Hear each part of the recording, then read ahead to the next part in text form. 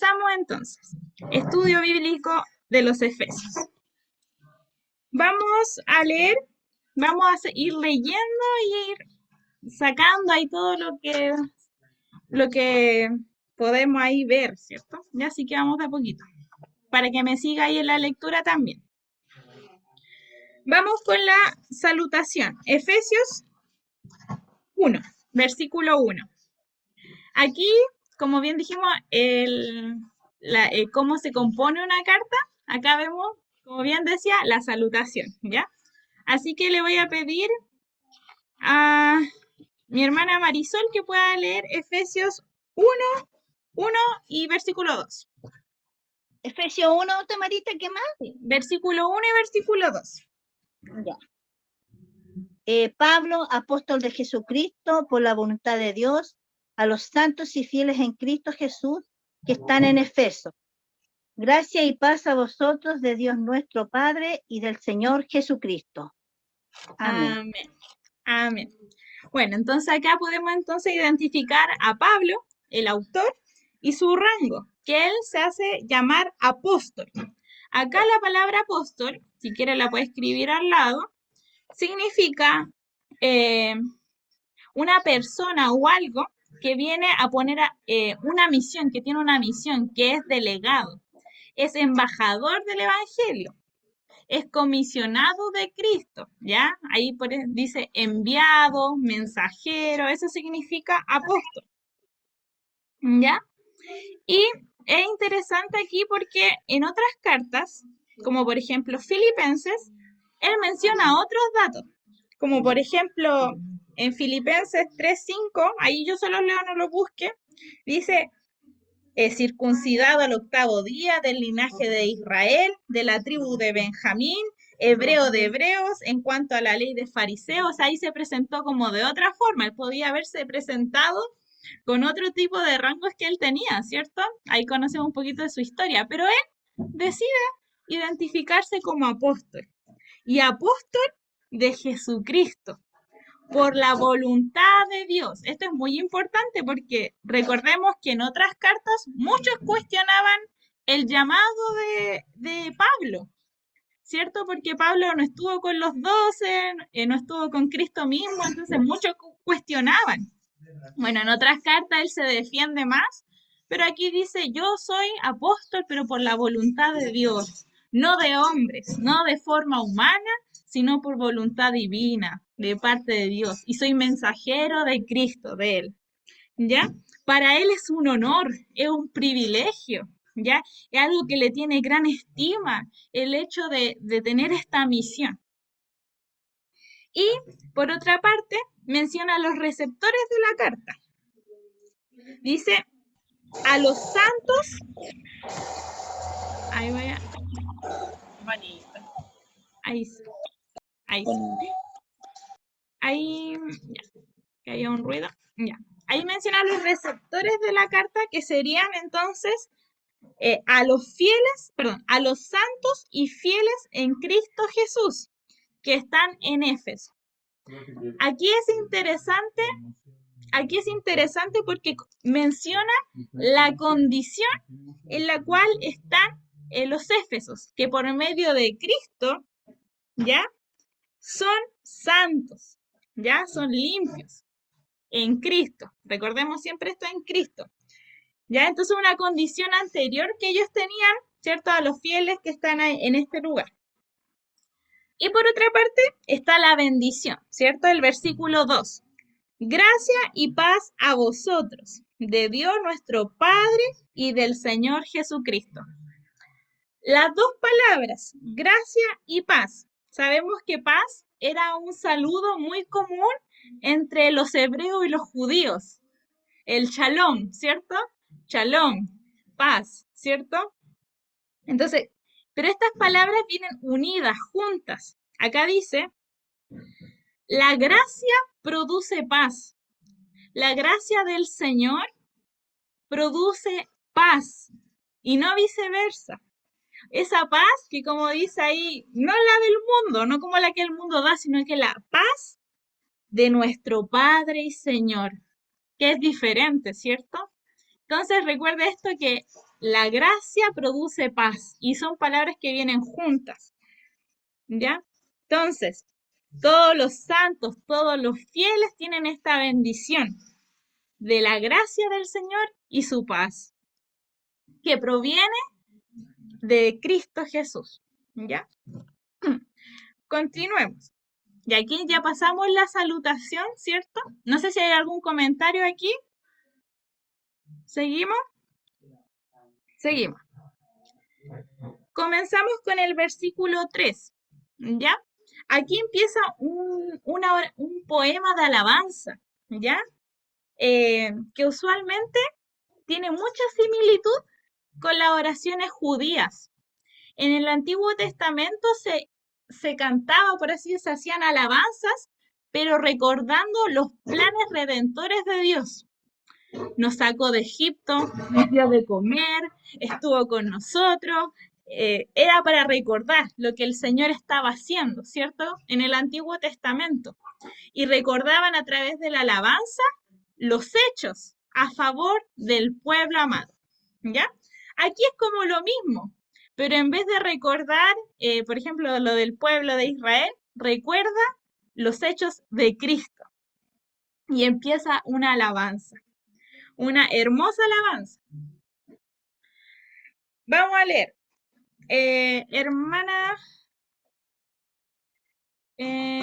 Hermano Luis, no sé si está ahí, si me puede leer el versículo 3, Efesios 1, versículo 3. Ahí que se desmutee, por favor, le falta ahí.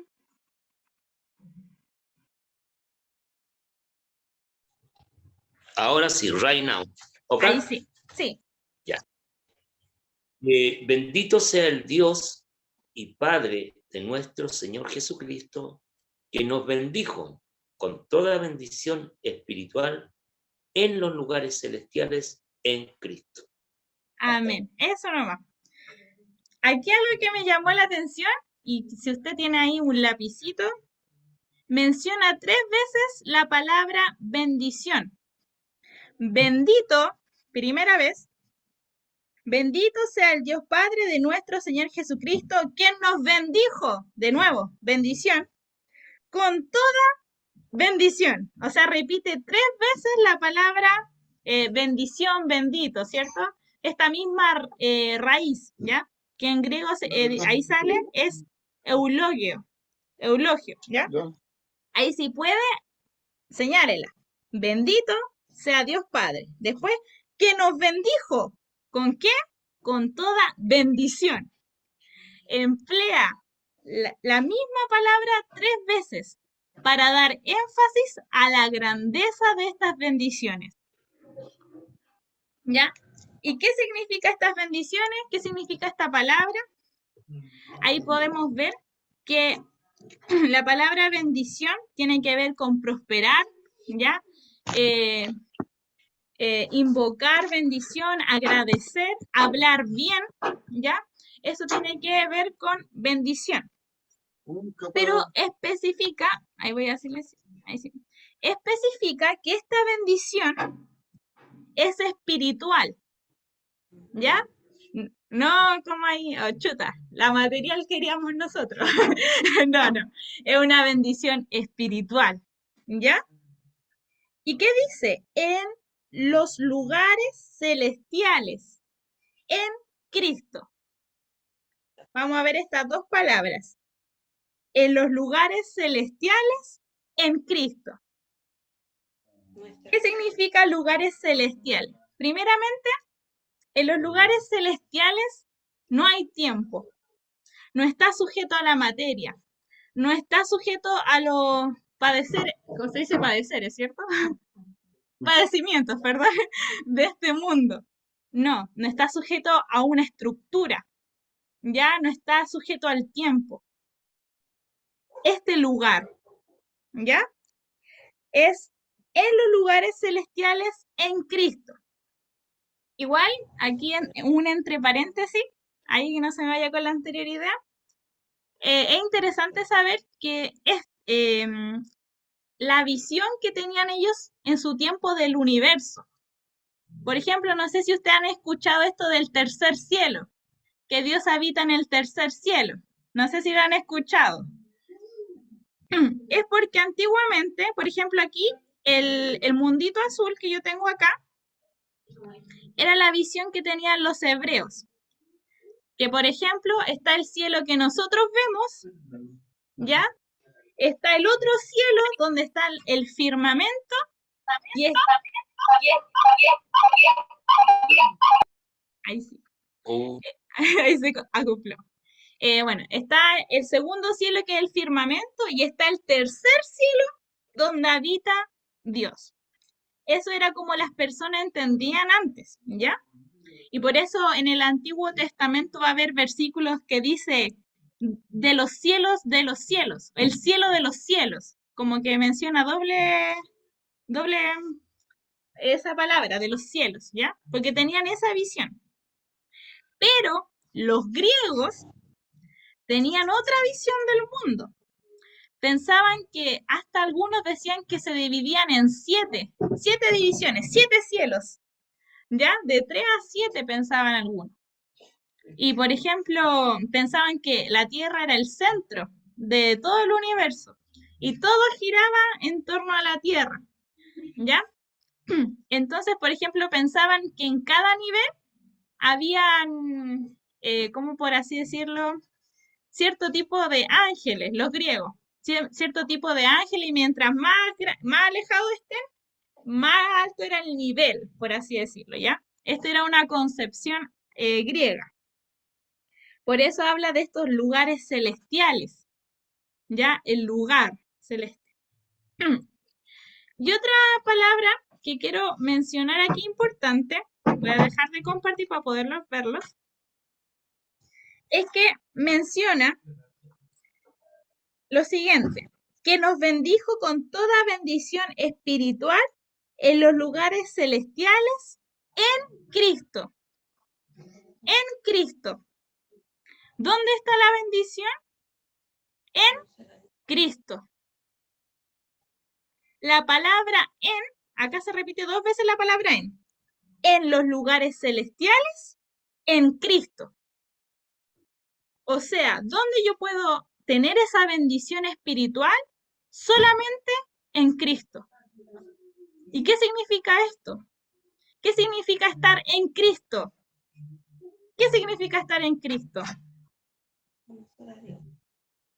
Significa, por ejemplo, estar juntamente con Él, seguir sus mandatos, sus enseñanzas, vivir conforme a la voluntad de Cristo, ahí solamente en Cristo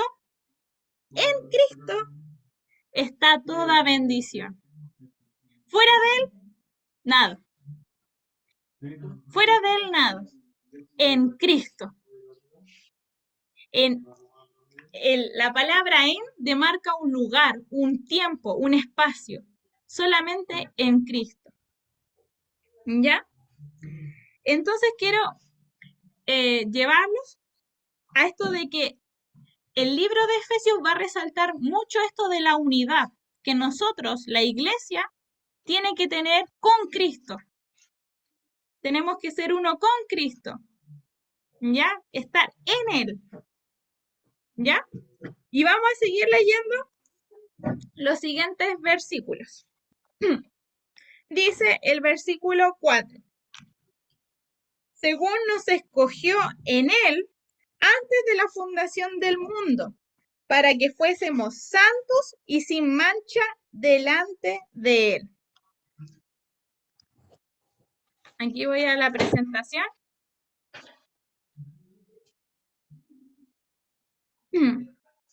Acá la palabra, según nos escogió en Él, es para enfatizar de que la salvación depende por completo de Dios.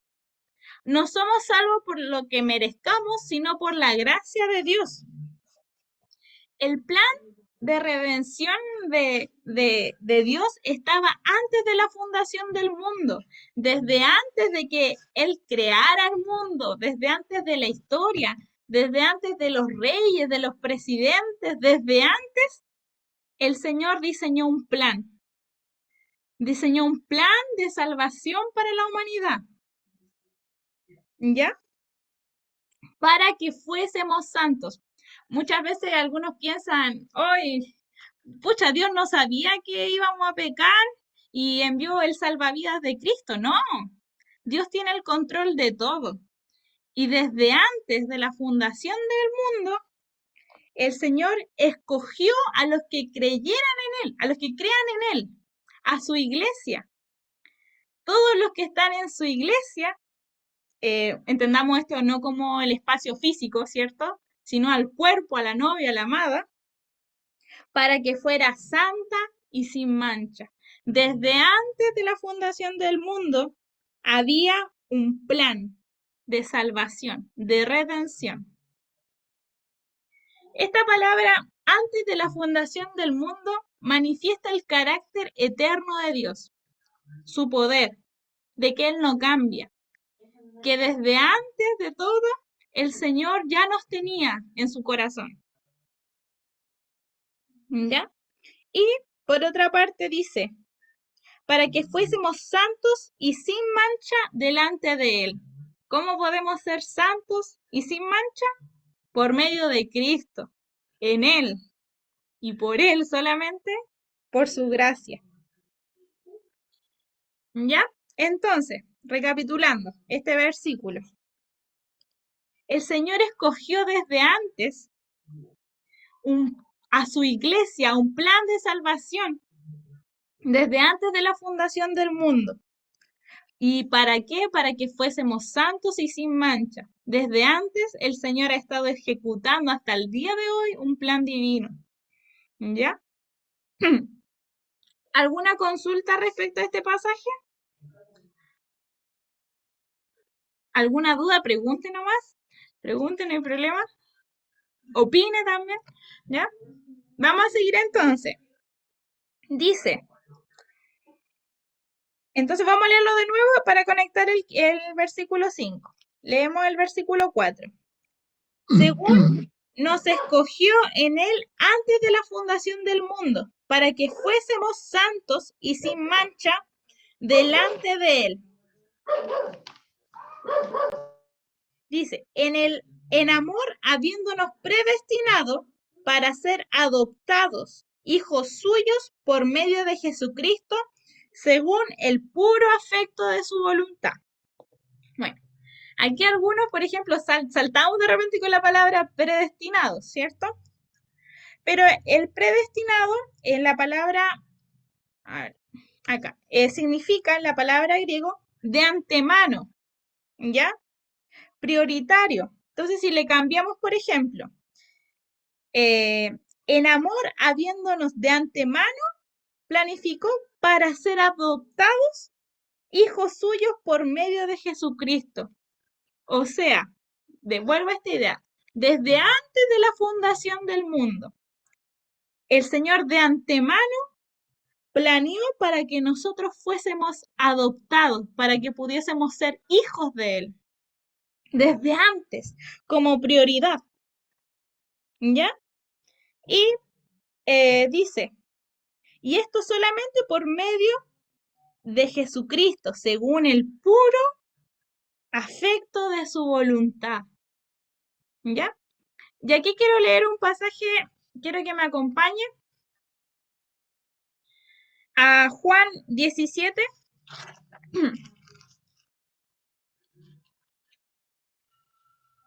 Es la oración de Jesús en el Getsemaní. Antes de que se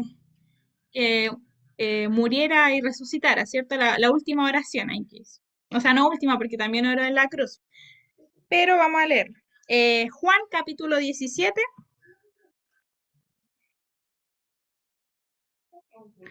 El versículo 6. Dice, he manifestado tu nombre a los hombres de que disculpe, de nuevo.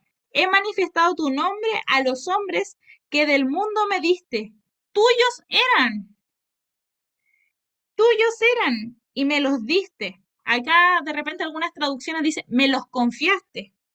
Ya han guardado tu palabra. ¿Ya? Y ahora vamos a saltarnos al versículo 20. mas no ruego solamente por estos, sino también por los que han de creer en mí, por la palabra de ellos. O sea, desde mucho antes, desde antes, de antemano, el Señor ya estábamos ahí nosotros. Ya estaba el clamor de Jesús desde antes en su corazón. Te ruego por los que han de creer. Dice, para que todos sean uno, como tú, oh Padre, en mí y yo en ti, que también ellos sean uno en nosotros, para que el mundo crea que tú me enviaste.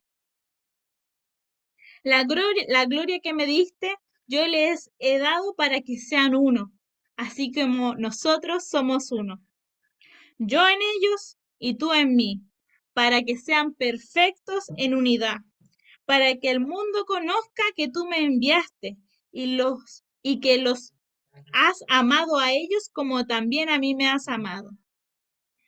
Entonces aquí podemos ver que desde antes de la fundación del mundo, que Cristo ya tenía todo claro, Él es Dios, tenía la película clara de lo que iba a hacer, y no solamente de lo que estaba haciendo en ese momento, sino en el futuro, lo que significaría para nosotros, que íbamos a ser hijos. Cristo murió por nosotros también. Imagínense, somos parte de ese plan de años, desde que inició el mundo, desde antes de que iniciara el mundo. El Señor ya tenía un plan perfecto de amor, de salvación y de redención. Ahora, ¿qué significa ser adoptado? Volvamos a Efesios. Efesios 5. Efesios 1, capítulo 1, versículo 5. Dice,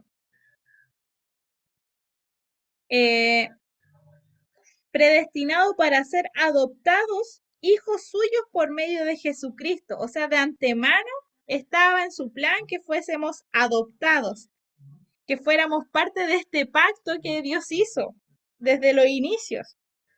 ¿Qué significa ser adoptados? En Roma, la adopción era un proceso legal, ¿ya? Y la persona que era adoptada tenía todo derecho. Acá dice, en este proceso el hijo de un padre podía ser adoptado por la familia de otro, como hijo con todos los derechos y privilegios de un hijo natural. Dice, hasta las deudas de la antigua familia se cancelaban y el hijo adoptivo se convertía en heredero legítimo del padre adoptivo. O sea,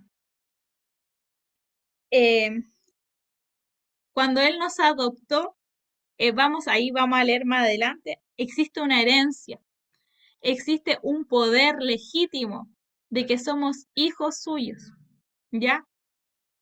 Y esto no solamente, como dicen ahí, para el pueblo de Israel, que ellos son los hijos suyos, no, solamente que por medio de Cristo se obtiene esa adopción, ese privilegio de ser hijos de Dios.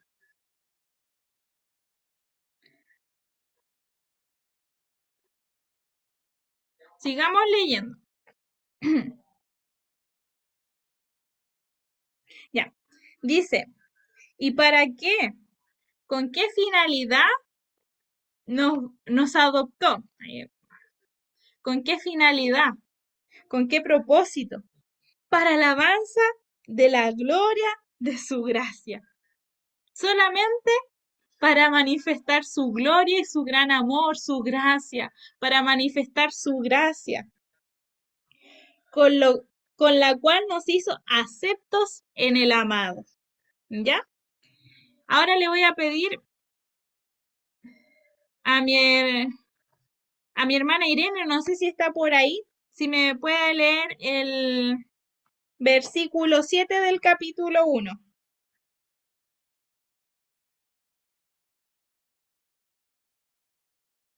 A ver.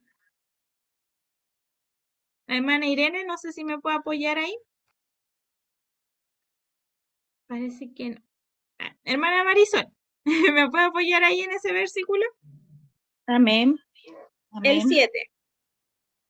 En quien tenemos redención por su sangre, el perdón de pecados según las riquezas de su gracia. Amén. Amén.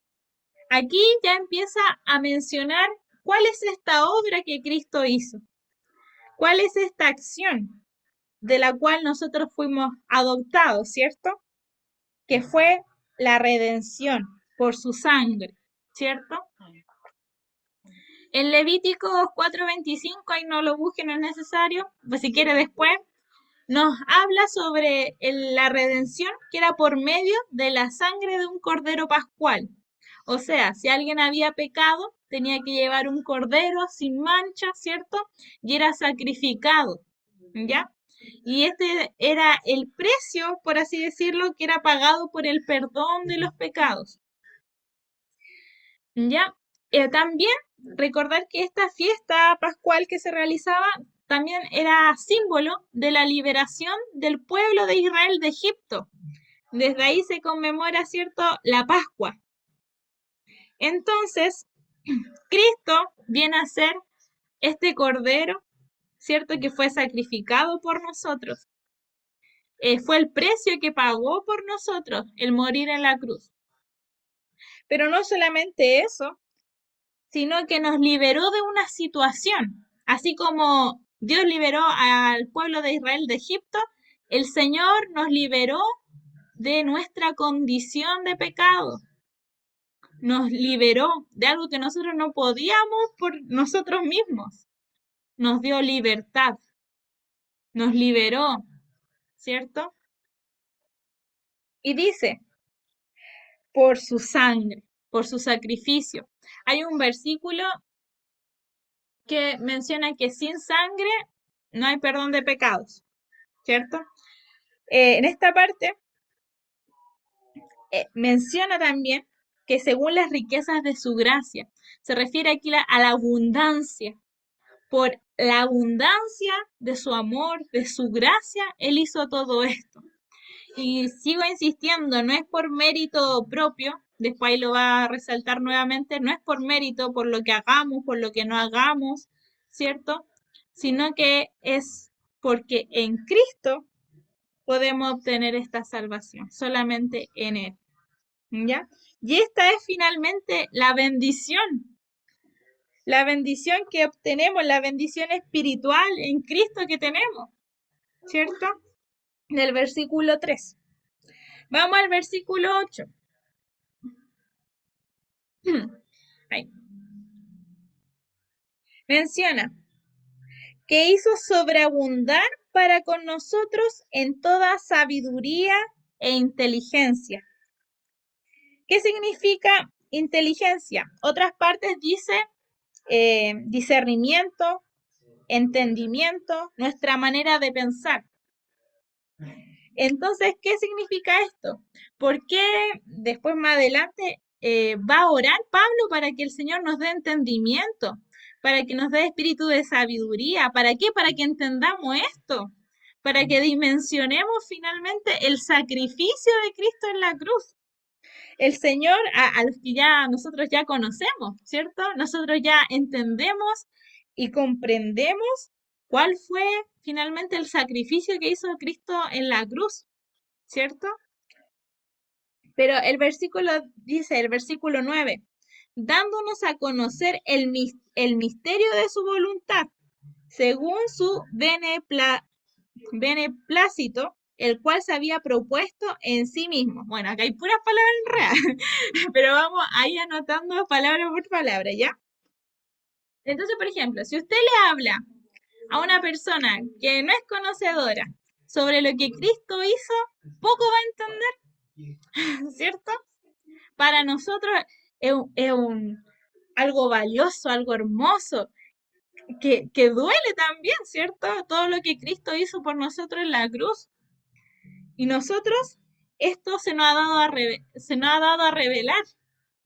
El sacrificio de Cristo en la cruz, ¿cierto? El Señor ha abierto nuestro entendimiento. ¿Y qué significa aquí según su beneplácito?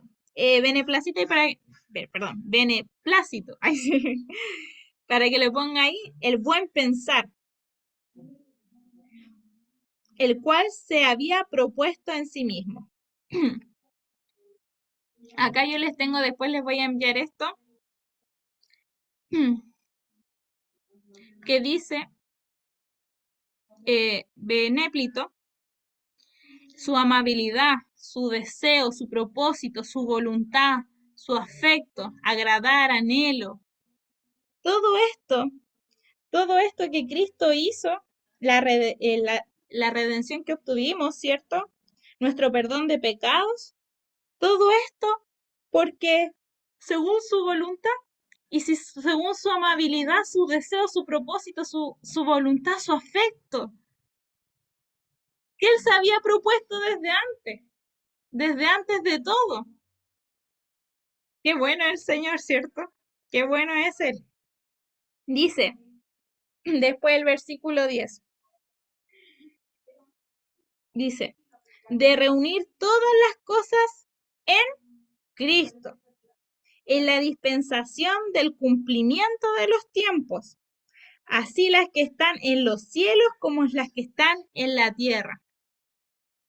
Dispensación aquí, para que lo anote, significa administrar, ¿ya? Como como por ejemplo administración, mayordomía, comisión, eso significa dispensación.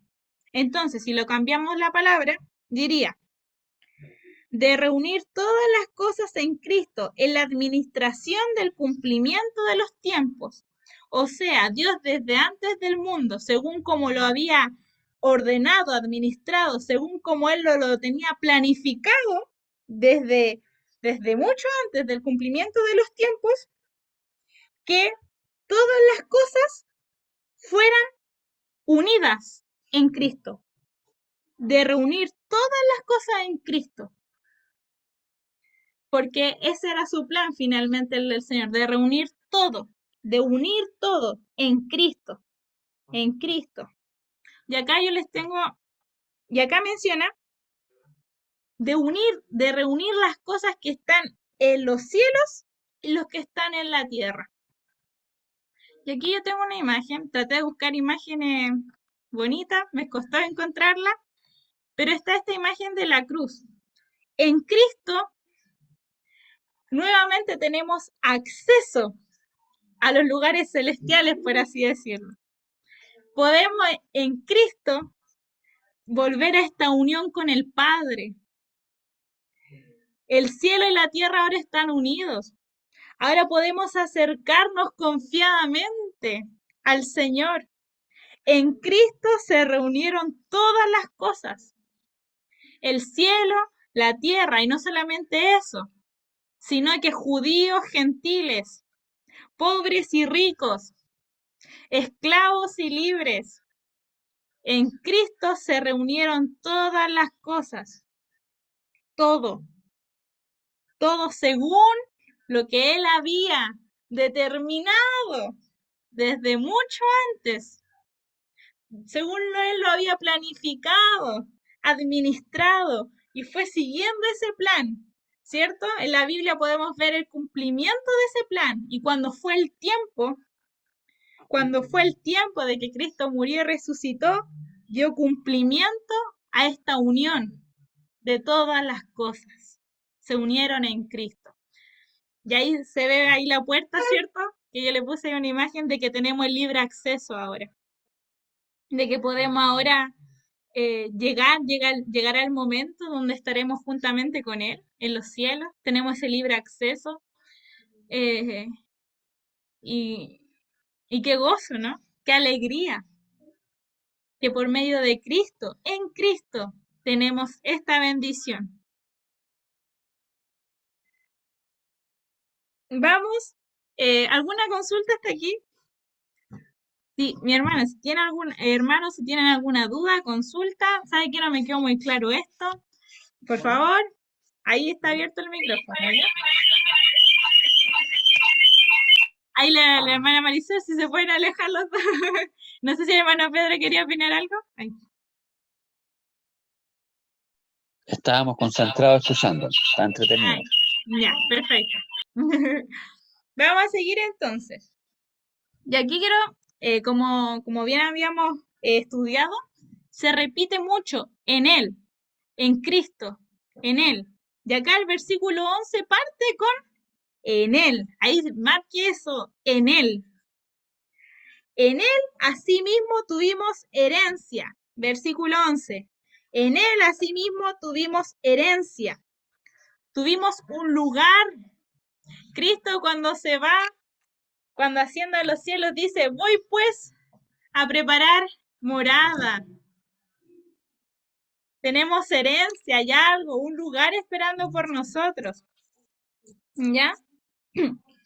Dice, en Él asimismo tuvimos herencia, habiendo sido predestinados conforme al propósito del que hace todas las cosas según el designio de su voluntad. Nuevamente, predestinado de antemano. Que de antemano estaba este propósito del Señor de tener esta herencia. Y acá sale el párrafo. Esta herencia, la porción, ha sido definida y determinada de antemano. Y nosotros hemos sido demarcados como sus recipientes, debido a que somos adoptados, hijos suyos. Los límites y las condiciones habían sido predeterminadas de antemano en el Consejo Celestial antes de la creación del mundo. ¿Cuáles son los límites y las condiciones? En Cristo. En Cristo, en Cristo, en Cristo. En Cristo tenemos bendición espiritual. En Cristo somos adoptados. En Cristo tenemos la herencia. En Cristo. Según, dice, el designio de su voluntad, porque así Él lo deseó, por su gracia. ¿Ya? Dice, ¿para qué? Versículo 12. A fin de que seamos para alabanza de su gloria. Nosotros los que primeramente esperamos en Cristo. Versículo 13. De nuevo, en Él. Márquese en Él. También vosotros, habiendo oído la palabra de verdad, el evangelio de vuestra salvación, y habiendo creído en Él, fuisteis sellados por el Espíritu Santo de la promesa. Acá podemos ver al final del versículo 12, nosotros los que primeramente esperamos en Cristo. ¿Qué se refiere a esto? A los judíos, que los judíos desde antes estaban esperando el Mesías, ¿cierto? Pero lo despreciaron, lo rechazaron, ¿cierto? A lo suyo vino, a lo suyo no lo recibieron. Pero después en el versículo 13 dice, también vosotros. ¿Quiénes son los vosotros? Los gentiles. Entonces ahora existe una reconciliación. Recuerde esto de que en Cristo se reunieron todas las cosas. Ahora judíos y gentiles, existe una reconciliación para conformar la iglesia. Entonces aquí hay que tener cuidado de un poco de discriminar el tema de Cristo, que Cristo no es discriminador, ¿cierto? Va a ricos, va a pobres, va a esclavos, va a libres, va a niños, va a ancianos, va para todos, porque existe en Él una reconciliación, una unión de todas las cosas.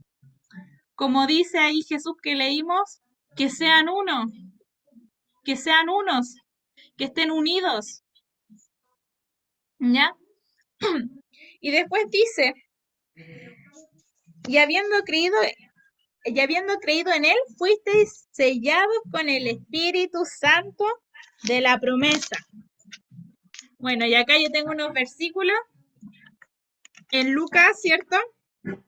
Lucas 24, 49, habla de esto, de esta promesa, ¿cierto? Si quieren lo vamos a leer, lo voy a buscar. Lucas 24, 49, se los leo. He aquí, yo enviaré la promesa de mi Padre sobre vosotros, pero quedaos vosotros en la ciudad de Jerusalén hasta que seáis investidos de poder desde lo alto. ¿Y dónde se cumplió esto? Esta promesa del Espíritu Santo. ¿Dónde se habrá cumplido esta promesa del Espíritu Santo? A ver que alguien, ahí no importa si se equivoca, no hay problema. ¿Dónde este Espíritu Santo de la promesa vino? Pentecostés. Pentecostés, en El Hechos hecho, 1:8. 1:8. Eso, Hechos 1:8. Dice, Y recibiréis. pero recibiréis poder cuando haya venido sobre vosotros el Espíritu Santo y me seréis testigos, ¿cierto? Y ahí ya en el capítulo 2, ahí viene el espíritu de la promesa, ¿ya? Esta promesa ya se hizo latente. Ahora bien, ¿qué significa el sello del Espíritu Santo? Que somos sellados. Primeramente hay que entender qué significaban en el contexto romano, por así decirlo. Un sello de cera debía tener el símbolo de propiedad o de identificación estampada, señalando así que quien rectifica lo que había dentro del contenido, señalando así que quien rectifica lo que había en el contenido de lo que había sido sellado. Por ejemplo, había una carta, ¿cierto? Esa la sellaban. Usualmente esto era como de autoridades, de reyes, ¿cierto? Monarcas sellaban, tenían un sello. Entonces, todo lo que estaba en esa carta era legítimo. Todo lo que estaba en esa carta era auténtico, ¿ya? Significa una marca de identidad, de autenticación, de propiedad. De propiedad. Fue la costumbre de un monarca o una persona de autoridad, ¿ya? Entonces, ¿qué significa ahora ser sellados por el Espíritu Santo? Es que, primero, el sello, cuando nosotros aceptamos a Cristo en nuestra vida, el Espíritu Santo viene a nosotros, ¿cierto? Está en nosotros, y eso significa que ahora somos hijos de Dios, tenemos la identidad de hijo, somos auténticos, ¿ya? En Romanos 8 dice, vamos a Romanos 8:9, vamos ahí. Quien lo tenga primero hay que abra su micrófono y lo lea. Pero solamente la parte B, por así decirlo. Romanos 8:9. O todo el 9, el versículo 9. Si alguien lo tiene ahí. Romanos 8:9. Amén. ¿Lo leo? Sí, léalo. Dice, mas vosotros no vivís según la carne, sino según el Espíritu. Si es que el Espíritu de Dios mora en vosotros, y si alguno no tiene el Espíritu de Cristo, no es de él. Ya, entonces acá, esta última parte. Y si alguno no tiene el Espíritu de Cristo, no es de él. Entonces el Espíritu Santo era como no sé si llamarlo símbolo, pero era como la marca donde ahí se dice que esta persona es y pertenece a Dios. Amén. ¿Ya? Es auténtica, por así decirlo, aquel que tenga el Espíritu Santo en él. ¿Ya? Y acá va un entre paréntesis, o así, un marco ahí, vamos a dejar de compartir. Entonces, por ejemplo, los que significan sellados del Espíritu Santo significan que pertenecen a Dios, que son auténticos, ¿cierto? Que tienen la identidad de hijos de Dios. Pero, por ejemplo, vemos también en Apocalipsis, sellados, que van a ser sellados por la bestia, ¿cierto? ¿Qué significa eso, ese sello? Ah, que pertenecen a algo que no es Dios, ¿cierto? Que pertenecen, que tienen la identidad a algo que no es Cristo. Al contrario, todo lo contrario. ¿Ya? Así que ahí para que ocupe este significado de sellados para ambos lados. Sellados por el Espíritu Santo y en Apocalipsis y después sale sellados con otra marca. ¿Ya? Vamos ahí, cierre paréntesis. Ahí voy a ver. Ya. Volvamos a Efesios.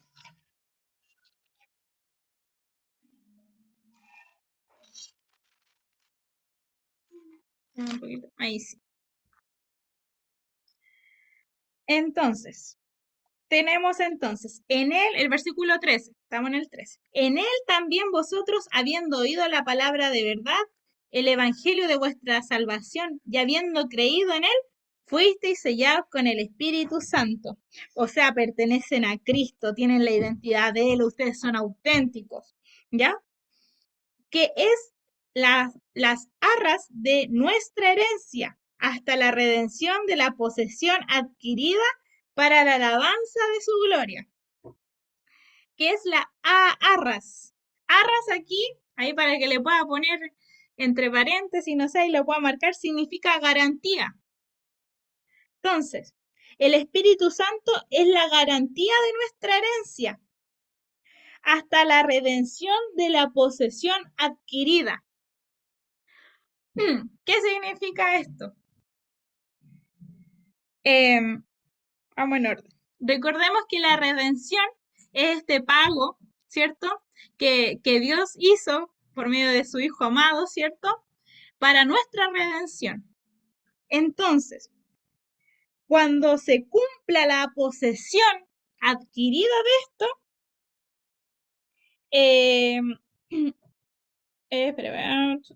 ya, estará la herencia, ¿ya? Estará la alabanza de su gloria. ¿Qué es? Aquí vamos a pasar. ¿Qué es la posesión adquirida? ¿Qué es lo que Dios y Cristo compró? ¿Qué es lo que Cristo compró? ¿Cuándo va a tener esta posesión de aquello que compró? Aquello que compró fuimos nosotros, ¿cierto? Su iglesia. Ya somos de Cristo. Somos de Él. ¿Y cuándo nos va a tener? Cuando Cristo venga. Cuando nuestro cuerpo sea glorificado. Cuando Cristo venga por su iglesia, por su novia amada. Cuando se concrete. Por eso el Espíritu Santo es la garantía, hasta que se concrete la posesión adquirida, cuando nosotros salgamos a su encuentro, cuando Cristo venga, para la alabanza de su gloria. Amén. ¿Ahí? ¿Alguna duda? ¿Pregunta? Si quiere podemos recapitular de nuevo, no hay problema.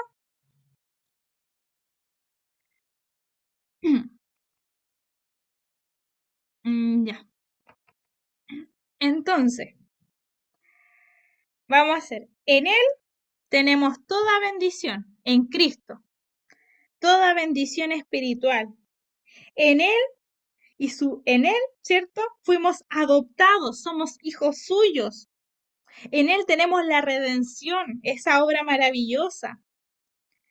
En Él también tenemos la herencia. Hay un lugar que nos espera. Tenemos la salvación, la gracia. En Él tenemos la identidad, ¿cómo es eso? Pertenecemos a Dios, a Cristo. Ahí fuimos sellados por su Espíritu Santo. Como mencionamos antes, la carta de Efesios es bien trinitaria, Padre, Hijo, Espíritu Santo. Vamos a ver harto esta figura, ¿ya? Y cuando se complete esta posesión, cuando el Señor venga a nuestro encuentro, cuando venga a buscar a su iglesia, ¿cierto? Ahí se va a manifestar la alabanza de su gloria. Y este es el plan que desde antemano el Señor lo tenía antes de la fundación del mundo. Que algún día su iglesia va a estar juntamente con Él.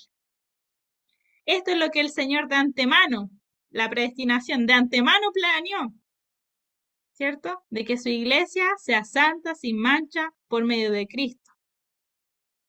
Y que salga a su encuentro. Ya, y mire, recién vamos en el versículo 14, Dios mío. Hay harto, es bonito ahí ir viendo versículo a versículo. ¿Ya? Recordemos que esto es una alabanza que hace Pablo para señalar cada una de las proezas de los hechos en Cristo. Vamos a la siguiente, dice, por esta causa, versículo 15 del capítulo 1. Por esta causa también yo, habiendo oído de vuestra fe en el Señor Jesús y de vuestro amor para con todos los santos, no ceso de dar gracias por vosotros, haciendo memoria de vosotros en mis oraciones. Para que Dios de nuestro Señor Jesucristo, el Padre de Gloria, os dé espíritu de sabiduría y de revelación en conocimiento de Él. ¿Ya? Dice, alumbrando los ojos de vuestro entendimiento para que sepáis ¿Cuál es la esperanza a la que Él os ha llamado? ¿Y cuáles son las riquezas de la gloria de la herencia en los santos? ¿Y cuál la superminente grandeza de su poder para con nosotros los que creemos según la operación del poder de su fuerza? Dejémoslo hasta ahí. Entonces, ¿por qué razón está orando Pablo? Para que tengamos espíritu de sabiduría y de revelación. El espíritu de sabiduría y de revelación y esto de alumbrar nuestros ojos es una figura que también está mucho en el Antiguo Testamento, ¿ya? Por ejemplo, en Salmo 119 habla de esto de que abrir los ojos a la palabra de Dios. En Segunda de Reyes 6:16 habla de abrir nuestros ojos a las realidades espirituales. Y en otras partes se dice que el Espíritu de Dios se nombra así también como Espíritu de sabiduría. Y ahí están los versículos: Éxodo 28, 3, Deuteronomio 34, Isaías 11. Ahí si quiere después en su casa estudiarlo, lo puede revisar con más. Pero se habla harto de este Espíritu de sabiduría en el Antiguo Testamento, ¿ya? Y acá yo tengo un esquema. Entonces, la oración de Pablo, ¿con qué finalidad es? Para que Dios os dé ¿qué? Espíritu de sabiduría y de revelación y alumbre los ojos de vuestro entendimiento. ¿Pero para qué? ¿Para qué está orando esto? ¿Por qué está pidiendo esto Pablo? Para que vean la esperanza que han sido llamados. 1. Segundo, para que vean la riqueza de la gloria de su herencia. Y tercero, para que vean la grandeza de su poder y cómo actúa. Entonces, por esto está orando Pablo a la iglesia de Éfeso. Y créanme que, por ejemplo, nosotros entendemos, ¿cierto?, que Cristo murió por nosotros, murió por nuestros pecados, pero muchas veces no dimensionamos, no sentimos, no vibramos con el sacrificio que Cristo hizo en nosotros, ¿ya? No vemos, por ejemplo, las riquezas que tenemos en Él, las riquezas de la gloria de su herencia. Y también, por ejemplo, acá habla de la abundante grandeza de su poder. Muchas veces lo sabemos, pero no entra bien, no llegamos a dimensionar cuál es el poder de Dios. Entonces, en muchas partes de diferentes cartas van a pedir esto, que entiendan, pero no es entender superficial, sino es entender profundo, que entiendan, que lo sientan, que vivan, que avancen, que todo lo que hagan entendiendo en base a esto. ¿Ya? Acá la supereminente es abundante. Entonces, del versículo 19 significa abundante. Entonces dice, ¿y cuál es la abundante grandeza de su poder para con nosotros, los que creemos, según la operación del poder de su fuerza? Y ahí, desde ahí en adelante, versículo 20, 21, 22, habla sobre qué es este poder, este último poder. ¿Qué dice? La cual operó en Cristo, resucitándole de los muertos, sentándole a su diestra en los lugares celestiales, sobre todo principado y autoridad y poder y señorío, sobre todo nombre que se nombra, no solo en este siglo, sino también en el venidero, y sometió todas las cosas bajo sus pies. Este es el poder, esta es la abundante grandeza del Señor Jesucristo y de Dios. Y dice, y lo dio por cabeza sobre todas las cosas a la iglesia. Entonces, hermano, el Señor nos ha dado de todo.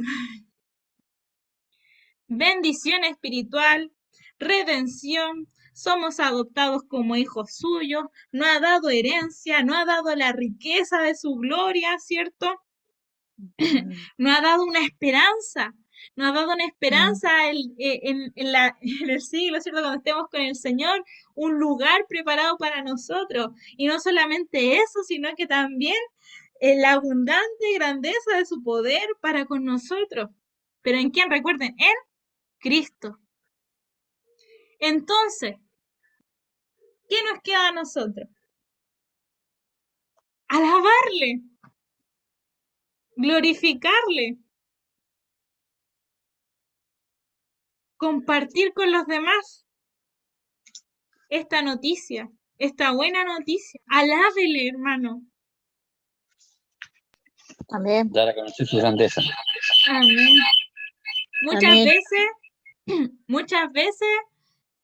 estamos así como mal, decaídos, como que si la gracia de Dios se nos hiciera poca, ¿cierto? Como que necesitamos algo más para glorificar el nombre del Señor. Como que si necesitamos más de Dios, aún más de Dios, para adorarle. Entonces recuerde esto, que todo lo que el Señor hizo fue para alabar su nombre. Fue por voluntad de Él. Amén. Desde antes de la fundación del mundo, desde antes Él todo lo planeó. Esta hora redentora, todo esto ya estaba planeado. Y mire, dice el versículo 23 ya del capítulo 1. Vamos a leer de nuevo el 22. Y sometió todas las cosas bajo sus pies, y lo dio por cabeza sobre todas las cosas a la iglesia, la cual es su cuerpo, la plenitud de aquel que todo lo llena en todo. Y como dice esa canción, si lo tengo a Él, lo tengo todo. Si tengo a Cristo, lo tengo todo. ¿Cierto? Entonces, mi hermano y hermanas amadas, glorificarle, alabar su nombre, Amén. alabarle y que el Señor nos abra nuestro entendimiento para sentir y para entender, dimensionar la anchura, como dice ahí, la longitud, la altitud del amor del Señor. ¿Cierto?